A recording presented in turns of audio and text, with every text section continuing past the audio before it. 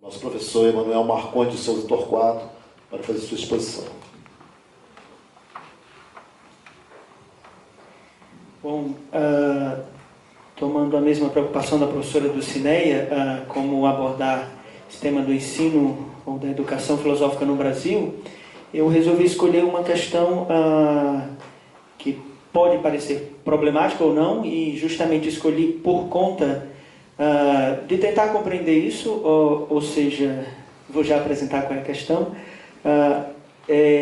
se de fato ela é legitimamente uma questão que poderíamos abordar dentro dessa esfera da preocupação com o ensino da filosofia, ou se é uma questão secundária, se não ganha relevância, enfim. E quem tem convivido comigo mais proximamente sabe que tenho falado bastante disso, não porque sei, mas justamente porque não consigo compreender, e isso inquieta e provoca e instiga. E lembrando duas situações de ontem, podemos até tomar caricaturadamente ou não, na verdade eu não tomaria assim, a situação experimentada pelo Franzé diante da câmera fotográfica, em que ele citava o fato ligado ao ocorrido com o Lampião, em que foram tirar a fotografia do bando de Lampião e eles, por não conhecer a tecnologia, se armaram e quiseram alvejar o fotógrafo, né? E a outra situação do professor Libânio, quando ele, num certo momento, colocava a preocupação da necessidade no ensino de filosofia de falar na linguagem dos adolescentes de uma maneira que a estrutura formal tradicional já não tem, enquanto linguagem, falado muito, ou talvez encontrado eco, feedback, enfim, em relação às novas gerações. Então, o meu tema é a utilização das tecnologias telemáticas, as tecnologias da informática e da informação no ensino de filosofia, e se essa questão seria de fato relevante ao ponto de ganhar necessidade de discussão, de reflexão mais séria, enfim. Eu gostaria de ser bastante ágil nessa explanação para deixar espaço para participação na forma do debate, e queria então, a exemplo da professora Maria das Graças ontem, inverter um pouco a minha apresentação e já apresentar o final, que é uma proposta conceitual de interpretação dessa problemática a partir de um filósofo que debate essa questão do filosofar, do exercício filosófico a partir dos aparatos tecnológicos, das novas linguagens, da ciência da comunicação, que é o Vilém Flusser. E eu acho que valeria a pena uma rápida apresentação sobre o Flusser, porque eu não sei se todos o conhecem. Ele nasce no início do século XX, um judeu que nasce na Tchecoslováquia, e por causa da perseguição nazista ele vem para o Brasil. Perde toda a sua família, fica só ele e a esposa, e aqui ele se estabelece e permanece no Brasil por 30 anos. E dentre muitas características do exercício filosófico do Flusser, algo que chama bastante atenção é que ele se encanta com o modo de ser do brasileiro, da cultura brasileira, ao ponto de, discutindo, refletindo sobre a questão da crise da razão ocidental, da civilização ocidental, ele propõe um modo de ser da cultura brasileira como alternativa para o diálogo com a cultura ocidental, marcadamente europeia, e a crise dessa cultura. Tanto que tem uma obra que apresenta essas reflexões de Flusser, que se chama Fenomenologia do Brasileiro. E pensando essa questão de uma filosofia que pode acontecer no seu exercício e no seu ensino a partir dos novos meios informacionais e tecnológicos, nessa, digamos assim, busca conceitual para entender esses fenômenos, nós tomamos alguns recortes, alguns fragmentos de textos do Flusser, que eu vou expor rapidamente, de modo especial da obra Comunicologia, Fenomenologia do Brasileiro, que já falei, Absoluto, e Filosofia da Caixa Preta, que rapidamente apresentariam 3 conceitos fundamentais para a nossa compreensão. O conceito, no pensamento de Flusser, de pré-história, história e pós-história. Então, Flusser ele vai atribuir à comunicação papel de exercício filosófico. Aqui no Brasil, ele fez parte do grupo que criou o primeiro curso de comunicação aqui do Brasil, na década de 50, 60, nesse intermédio de tempo, na USP. Então, na compreensão de Flusser, a teoria da comunicação precisa ser levada ao exercício filosófico. Então, fato esse que combina com a declaração que Flusser repete muitas vezes, inclusive nessas 4 obras, de que o filosofar ele deve se dar com os meios de comunicação. Mas a comunicação não é apenas o ato de atrelar frase a frase a partir de uma memória e de uma estrutura lógica. Ao contrário, Flusser atribui a ela também uma busca filosófica existencial de sentido, e ele vai chamar de uma disciplina semiológica, ou seja, preocupada com o sentido, enquanto busca de sentido. A intenção de esquecer um semissentido é a solidão de uma vida para a morte.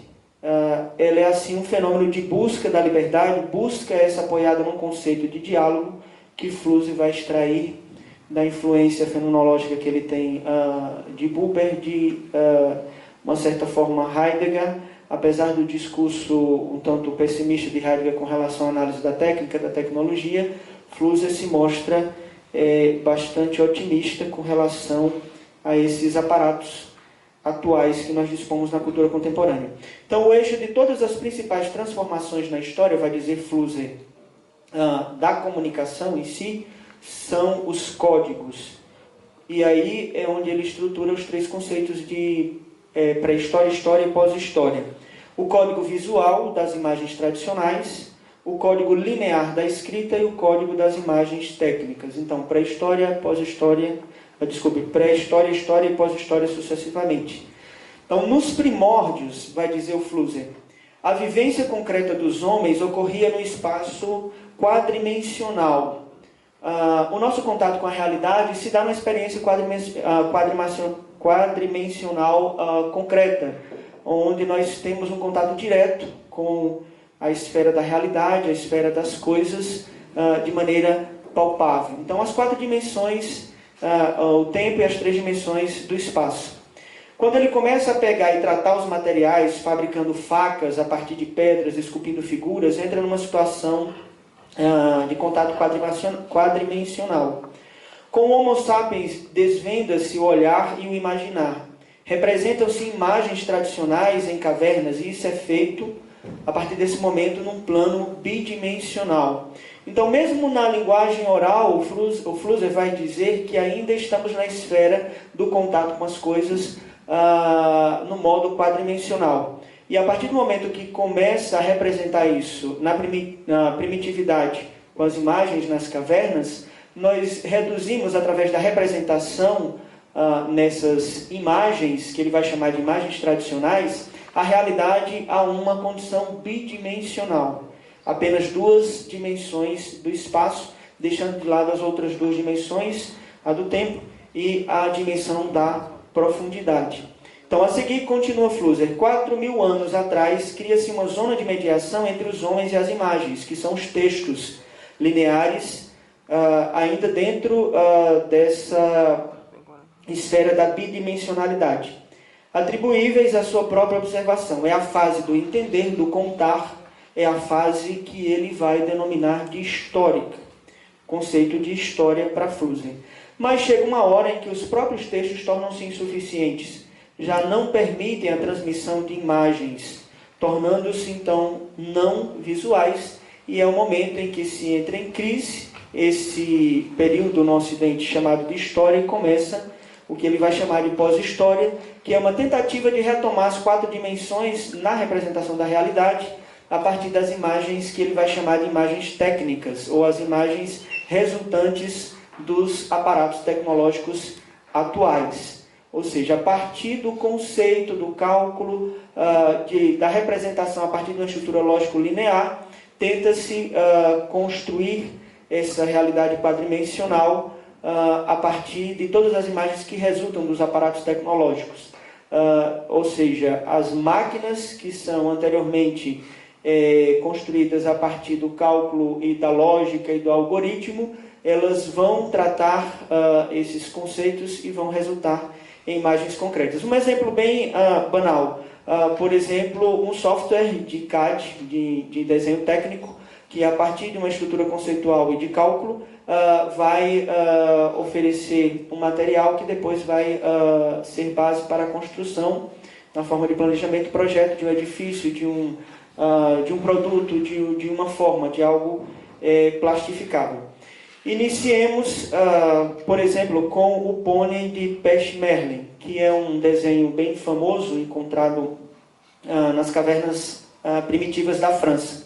Diante do animal, o homem recua, observa, registra a imagem rapidamente, vista na memória da parede, são palavras de Flusser, e o faz para que outros reconheçam o animal visto. Não é um movimento de um lugar para o outro, mas de um lugar, a proximidade do pônei para um não lugar, que é a imagem do pônei. No momento em que ele estica as mãos em direção ao mundo, quando ele age, o mundo passa a ser dividido em duas regiões, a dos objetos, que são compreendidos, e a do sujeito humano, que os compreende. O homem torna-se sujeito diante de um objeto observado. Não está mais simplesmente no mundo junto com as outras espécies. Não mais insiste no mundo. Agora ele se retira dele, ele existe em relação ao mundo. Então, Flusser vai chamar essa capacidade de retirar-se de capacidade imaginativa. Com ela, o mundo deixa de ser algo palpável, contra o qual os homens se batem, mas torna-se aparecimento, que os homens percebem. Surge então a dúvida: seria esse mundo fenomenal de fato objetivo? Possivelmente não, mas permitiria visões gerais, como, por exemplo, ver a floresta antes de topar numa árvore. O animal era desenhado para servir como orientação para as ações futuras, como, por exemplo, a caça de pôneis. Mas não basta reproduzir um animal, é preciso que ele seja codificado, transformado em símbolo, entendido pelos demais, pela coletividade. Da reprodução subjetiva tem de se passar ao reconhecimento intersubjetivo, o que não impediria que a interpretação fosse múltipla e diversa. Os objetos são conformados por ele, são informados, e assim, diz Flusser, surge a cultura. E agora eu faço um salto para um outro recorte, agora da comunicologia. O desenvolvimento da escrita seguiu as seguintes fases: os pictogramas, os ideogramas, os hieróglifos e, por fim, as letras. Pictograma é uma cópia convencionada de um objeto que ele passa a significar. Ele pode ser a imagem de algum objeto, mas representa uma situação geral, uma ideia. Por exemplo, a pomba, que já se convencionou como símbolo da paz em muitas culturas. Um ideograma é um signo escrito que expressa todo um conceito, como, por exemplo, o número 2, ou um signo na língua chinesa. No caso do hieróglifo, pode ser a mesma imagem, mas esta já não representa a coisa, o animal, mas a palavra que o nomeia numa linguagem dada. A letra não significa o objeto, mas o primeiro tom que o reconhece. A é o primeiro tom da letra alfa, que representa o boi. Enquanto as imagens antigas elas apenas imaginavam o mundo, as novas imagens, as imagens a partir dessa estrutura linear da escrita, elas vão conceituar, e as imagens técnicas na pós-história, elas vão imaginar textos que concebem imagens que imaginam o mundo. E aí Flusser vai, de uma certa forma, colocar pontualmente um aspecto da crise da cultura ocidental a partir de uma razão conceitual de separação entre sujeito e objeto, justamente nessa tentativa, a partir das imagens técnicas, de reconstituir essa dimensão quadridimensional, porém não mais a partir das imagens tradicionais ou do contato com a realidade, mas a partir de um mundo de significação construído no texto, na escrita. Enfim, concluindo então os fragmentos,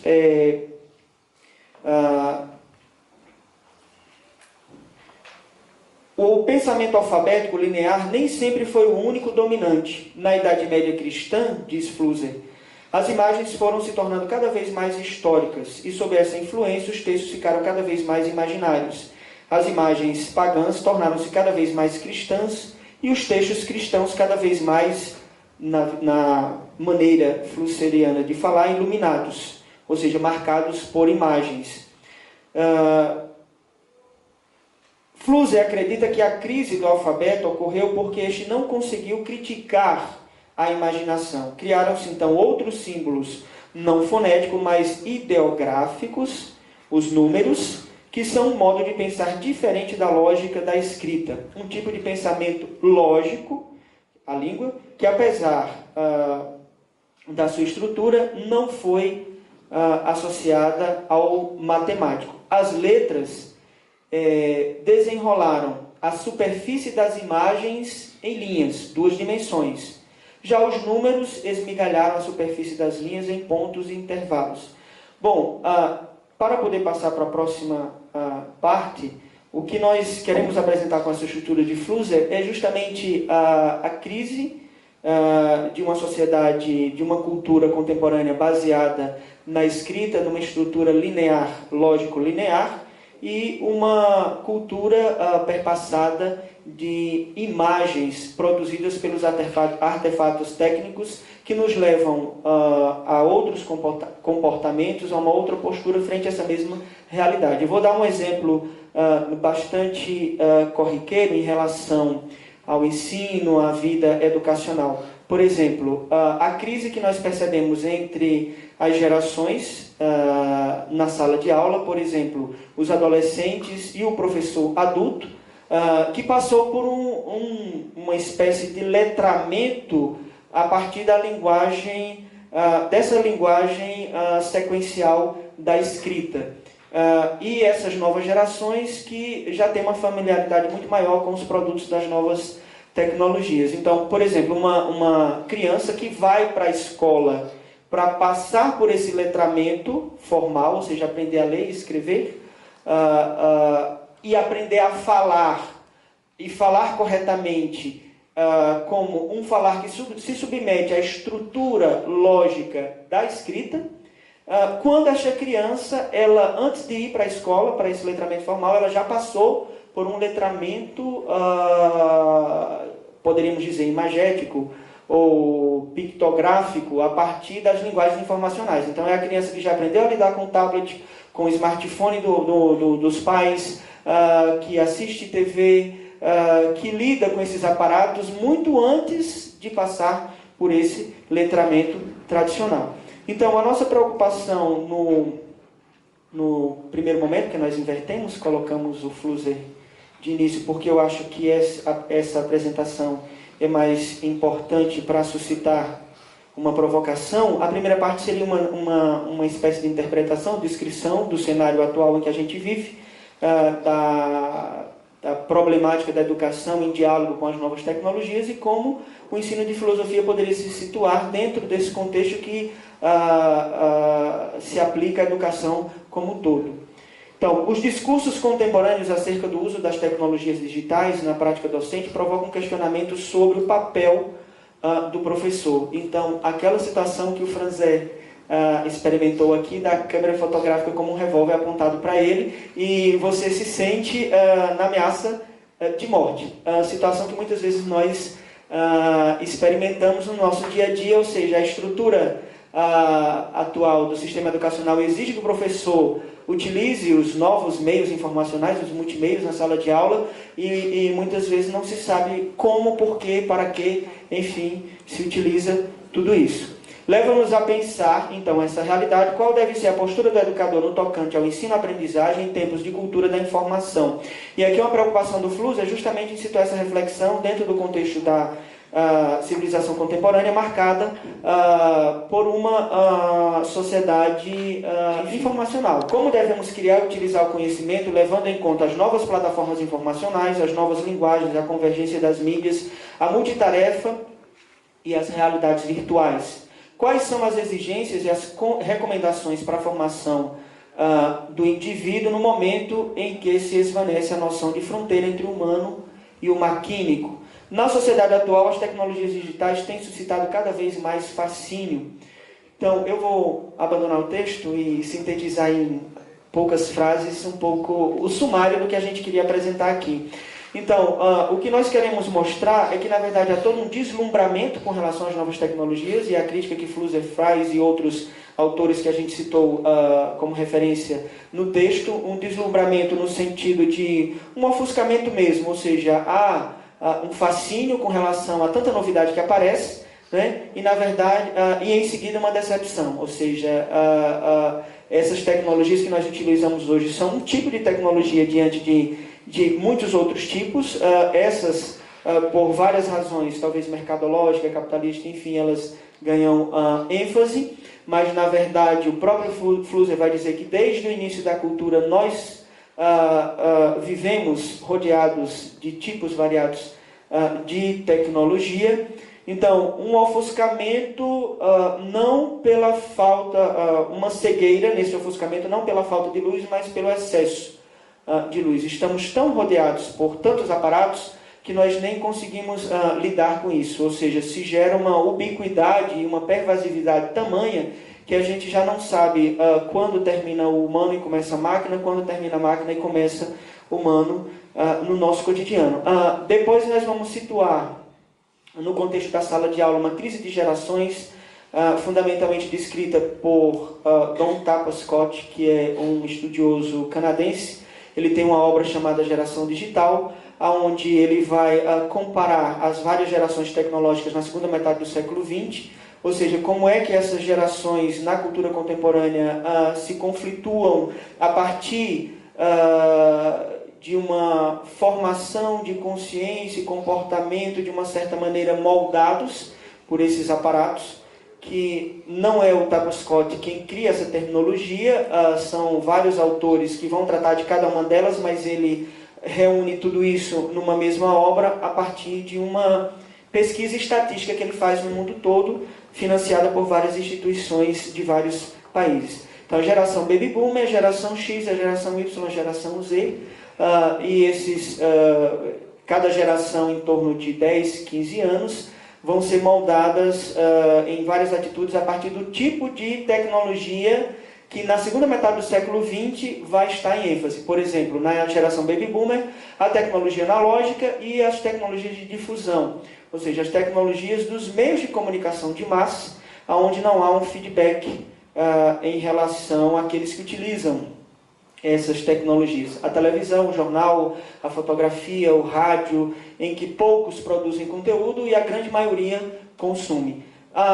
Da geração X em diante, há uma passagem para um novo tipo de tecnologia, que é a popularização da linguagem digital, que vai possibilitar a convergência de várias outras linguagens. Em suma, aquilo que eu fazia com vários aparelhos, eu agora posso fazer num só, que é o computador. No computador pessoal, eu tenho o cinema, eu tenho o jornal, eu tenho a revista, eu tenho o telégrafo, eu tenho a filmadora, eu tenho a câmera, enfim, tudo. E o trânsito entre essas mídias de uma forma muito fluente, muito rápida, muito instantânea, enfim.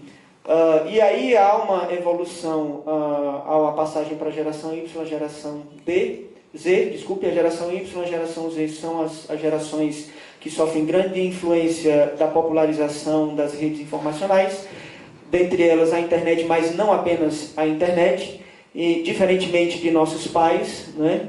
E aí eu procuraria mostrar como é que esses conflitos acontecem em sala de aula. Com o Manuel Moran, que é um pedagogo da USP, a gente propõe como alternativa, inclusive como algo a ser avaliado para o ensino de filosofia, a aula hipermediática, ou seja, uma experiência de ensino-aprendizagem a partir, na tentativa de minimizar esses conflitos de gerações em sala de aula, minimizar através dos saltos nessas linguagens. Então, ele valoriza a linguagem lógico-sequencial, ou seja, a escrita, a linguagem formal, a linguagem científica, a produção de artigo, de textos, o lidar com livros é importante dentro de uma determinada esfera. A linguagem hipertextual também tem o seu lugar, e a linguagem hipermediática, onde eu faço saltos entre várias mídias, como a utilização de vídeos e de som, enfim. E aí ele diz que é necessário perdermos o medo de lidar com essas linguagens, da mesma maneira que a gente lida com o texto, escrevendo, reescrevendo, lendo, manipulando, precisamos fazer isso com as outras linguagens, né, com mais habilidade, enfim. E aí nós iríamos também, e aí eu só apresento, só coloco de forma manchetária, apresentar uma experiência que estamos desenvolvendo ainda timidamente aqui na Federal do Cariri, que é o trabalho da produção hipermediática usando o conteúdo filosófico, se isso é possível, né? Então, chamando a atenção dos alunos para esse tipo de exercício, né? Trabalhar com outras linguagens que não apenas o texto. Enfim, teria muito mais coisa, mas vamos dar oportunidade ainda para alguma outra palavra. Obrigado.